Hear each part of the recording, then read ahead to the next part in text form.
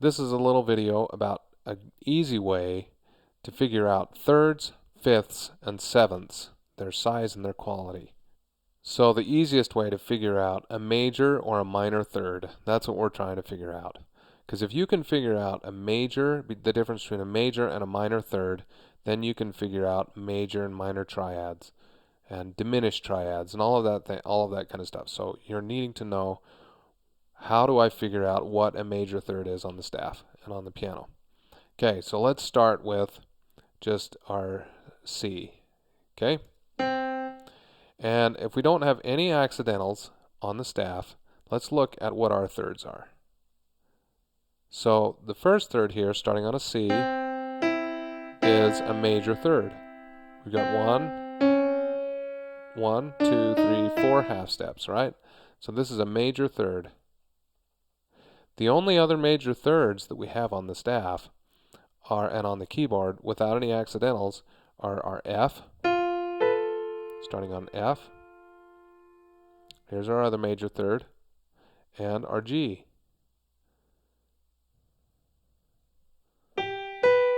Right? So all of the only major thirds that we have on the staff without any accidentals are the ones starting on F and the ones starting on G. All other thirds are minor thirds. So our D to an F natural is a minor third. Our E to a G natural is a minor third. And our A to our C is a minor third. And our B to our D is a minor third. Okay, all of these are minor thirds.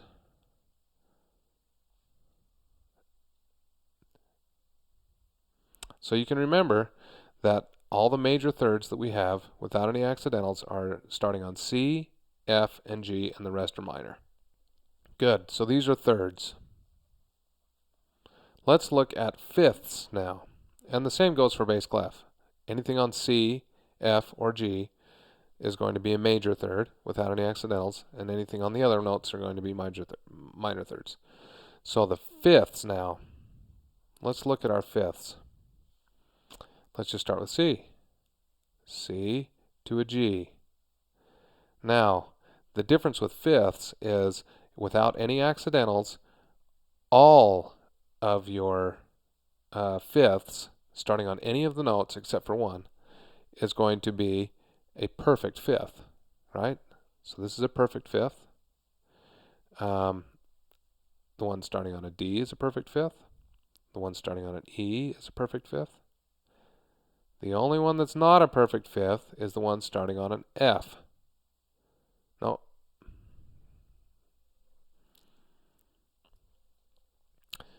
E is a perfect fifth. F is a perfect fifth. G, the only one that's not is our B. The one starting on a B and going up to an F is going to be a diminished fifth. Right? A perfect fifth would be a B to a D, an F sharp. All of these are perfect fifths. Okay? So you know, if you see a fifth in a chord and it doesn't have any accidentals, it's going to be a perfect fifth unless it starts on a B. Okay, how about our sevenths? Because what we're trying to do is figure out, if we can do these, then we can figure out all of our seventh chords: major sevenths, minor sevenths, dominant sevenths, half diminished and diminished sevenths. Okay, so sevenths, I have a trick for sevenths. Seventh is kind of a big interval to start with. Okay, it's bigger than a third and a fifth, but the trick here is that major sevenths, I'm going to just draw another C up here, and this is a major seventh. How far away is the seventh from the next octave? It is a half step. Right? So if you see a seventh, like a C to a B, just imagine that that C is up, that you take the C up here, And if it's a half step away from the root, which is the C here, then you know that this interval, C to a B, is a major seventh. Okay? So let's try a different one. E to a D. Now the E to a D is kind of a big interval, right? And we can tell it's a seventh. So here's root, third, fifth, seventh. So this is some kind of a seventh. How far away is the D to the E? If I kind of put the E up here, well, a D to an E is a whole step. And if it's a whole step away, then that makes it a minor seventh. Okay? So the major seventh is a half step away from the root if you put the root up above, and a minor seventh is a whole step away from the root if you put it up above. So what does this matter? Well, I'm just going to move over a little bit here. Say I want to figure out a D major 7 chord. Okay, so I'm just going to write in the pitches here. D, F, A, C. Here's our D, some kind of a 7th chord. Don't have any spaces. How do I figure out if it's a triad, a major triad? So with a major 7th chord, we want a major triad with a major 7. So first we need to get the D major triad. Well, you know that a major triad is built of a major third and a perfect fifth. Do we have our fifth? D to an A? Yeah, because we know that that's not a B to an F. Okay, so that's our perfect fifth. Do we have our major third? Well, a D to an F is not one of the major thirds. So we're going to have to raise, that's a minor third, so we need to raise the third a half step. D major, right? So now we've got our major triad. Okay, now we need to figure out the 7th, and that needs to be a major 7th. The major 7th is a half step away from its root, if you bring the root up above. So if I put the root up here, just kind of thinking about it that way, and I look at the C, well, a C to a D is a whole step. Uh-oh. It's got to be a half step in order for it to be a major 7 chord. So I can't change the root, so I'm going to raise the 7th. Now I've got a D major triad with a major 7 on the top. There's my D major 7 chord. So that's our D major 7 chord. Let's try an E flat minor 7 chord. So let's just put in our E flat here. Can't change that pitch. So we'll draw in our G, our B something, and our D something. We don't know if it's flat or sharp or what. So let's figure out the 5th first. E flat to a B natural. Well, we know that an E to a B is a perfect 5th, and that's what we need. But this is an E flat, so we've got to make this a B flat. Right? So there's our perfect 5th. Now we need, and this has got to be a minor 7 chord, an E flat to a G what? Well, we know that an E to a G is a minor third.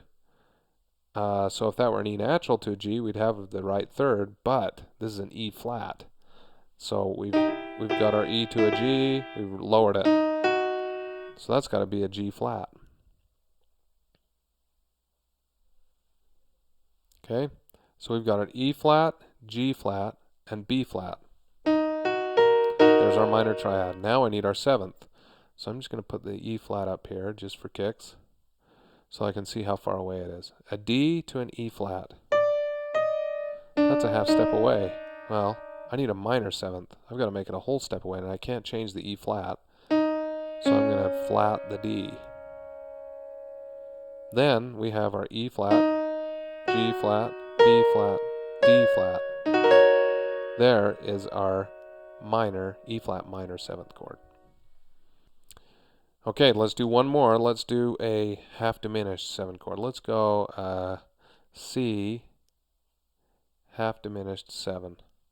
Okay, so let's just write in our pitches here. C natural, we can't change that pitch. E something, G something, B something.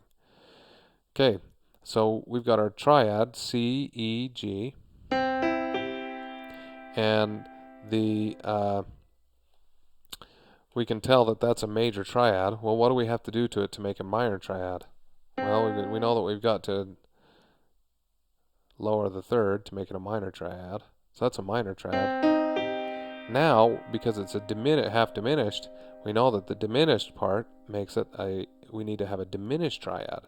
So that means the fifth, a C to a G, can't be perfect. It's got to be a diminished. So we'll have to lower the G to a G flat. And now we look at the seventh. And this is a diminished minor 7 chord. And now from C to a B, I'm just going to put that up there. B to a C is a half step apart. That's a major 7th. We need a minor 7th. So I'm going to have to flat the B as well. That's our half diminished 7 chord. So that's an easy way of figuring out from these basic building blocks.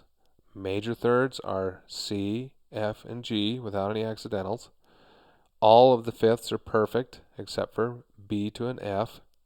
And then for our major sevenths, we just look to see if the seventh is a half step away from the root if we take the root up an octave, and the minor seventh a whole step away from the root if you take the root up an octave.